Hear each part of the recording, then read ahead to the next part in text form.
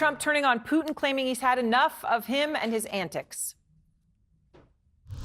A lot of people are dying, and it should end. And I don't know, we get a lot of bullshit thrown at us by Putin. For you want to know the truth, he's very nice all the time, but it turns out to be meaningless. Well, now Trump is seeming to put his money where his mouth is, now saying that Ukraine will have the weapons to defend itself under his administration. We want to put defensive weapons because Putin is not treating human beings right. He's killing too many people. So we're sending some defensive weapons to Ukraine, and I've approved that. All right, this is a stunning turnaround for Trump, right, to say the least. I mean, just as recently as last week, right, this all started because the administration paused the delivery of missiles to Ukraine, something that Trump was asked about today. So who ordered the pause last week? I don't know. What did you tell me? Well, we will in just a moment. We've got some new reporting on this, and our Natasha Bertrand is breaking some significant news on that in just a moment. But of course, despite the criticism today that Trump has had for Putin, the reason it is so stunning and so shocking to anyone watching is because we have all heard Trump shower Putin with praise for years. I also have a very good relationship, as you know, with President Putin. I knew Putin very well, got along with him actually great. Putin is a nicer person than I am. So now I like Putin. Now, Putin called me a genius, by the way. And since the beginning of Putin's war in Ukraine, Trump has done something even more than those personal accolades, right? He has actually repeated Putin's talking points about the war again and again. A dictator without elections. Zelensky better move fast or he's not going to have a country left. You should have never started it. You could have made a deal. And Trump, remember this, he told Time magazine, and I quote him, "I think what caused the war to start was when they started talking about joining NATO," referring to Ukraine. That, of course, is one of the key propaganda talking points from Putin. And today, longtime Putin ally, top Russian security official now, Dmitry Medvedev, is mocking Trump for, he says, flip-flopping, writing online, quote, "The American is riding his favorite political swing again. How should we treat this? Nothing. Continue to achieve the goals of the special military operation." Natasha Bertrand is live in Washington with some real breaking news on this. Natasha, you are getting new information about what sort of sparked all of this, which appears to be suddenly the U.S. paused weapon shipments to Ukraine last week. All of a sudden, there was this pause, and we just heard Trump deny knowing who ordered the pause, but you've learned what happened. Yeah, Aaron, so my colleague Zach Cohen and I are getting a little bit of a better sense of the timeline here and just how all of this played out. What we're told is that Secretary of Defense Hegseth did not actually inform the White House prior to approving that pause on the weapons shipments. And that pause actually came about because President Trump last month, when he was on a trip to NATO with Secretary of Defense Hegseth, with Marco Rubio, the Secretary of State, he asked them for essentially a state of play when it comes to the U.S. weapons stockpiles because, of course, Iran and Israel were attacking each other and U.S. troops in the Middle East were put at risk. And so he essentially wanted an assessment of, hey, do we have enough in the region in order to protect U.S. troops if they need to defend themselves?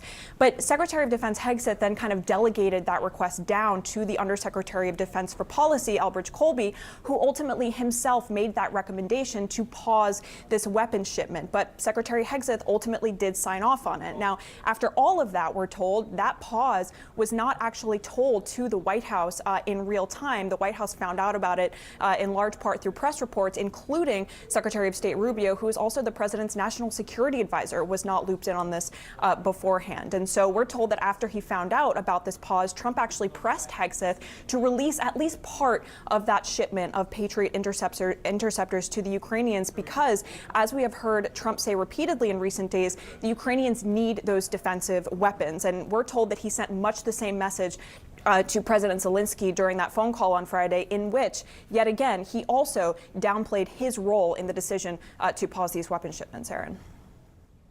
All right, Natasha, thank you very much. And incredible, though, what you're saying, that this was paused and the White House was not informed.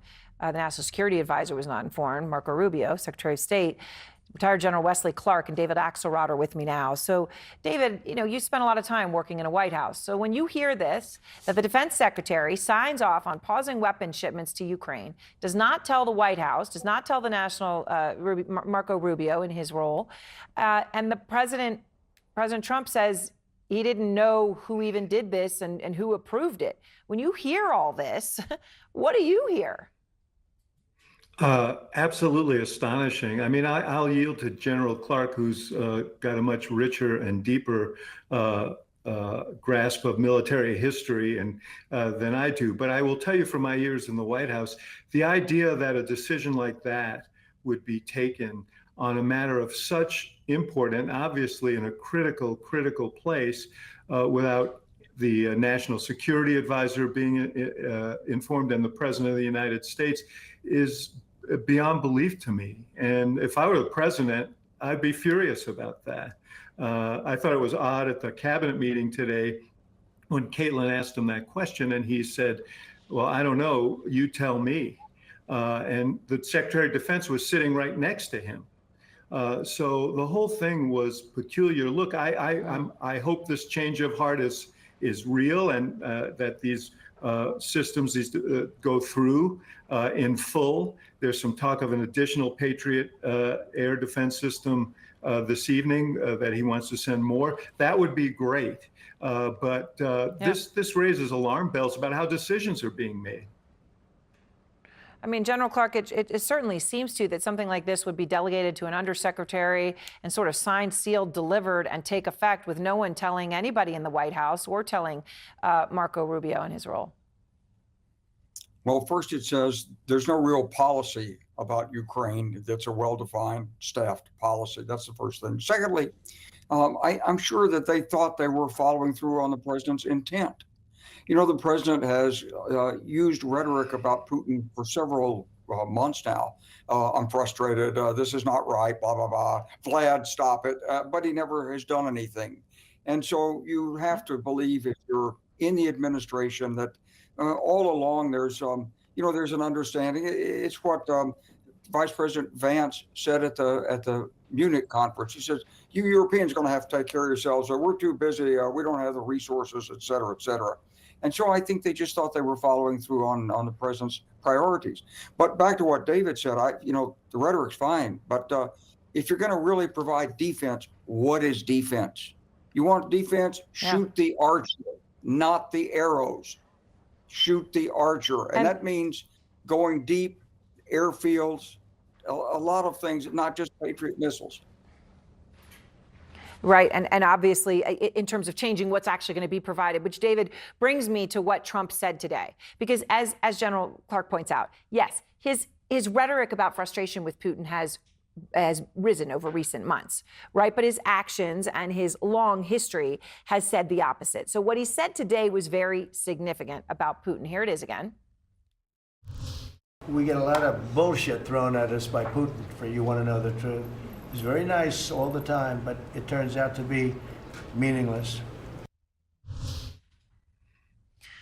So, yeah, David, what do you think this means? I don't know what it means because the president hasn't been very consistent on a lot of different things. This is stunning because he has been so defensive of Putin and on a lot of issues. I mean, we stood up for them at the UN. We haven't applied additional sanctions, though the Congress wants to.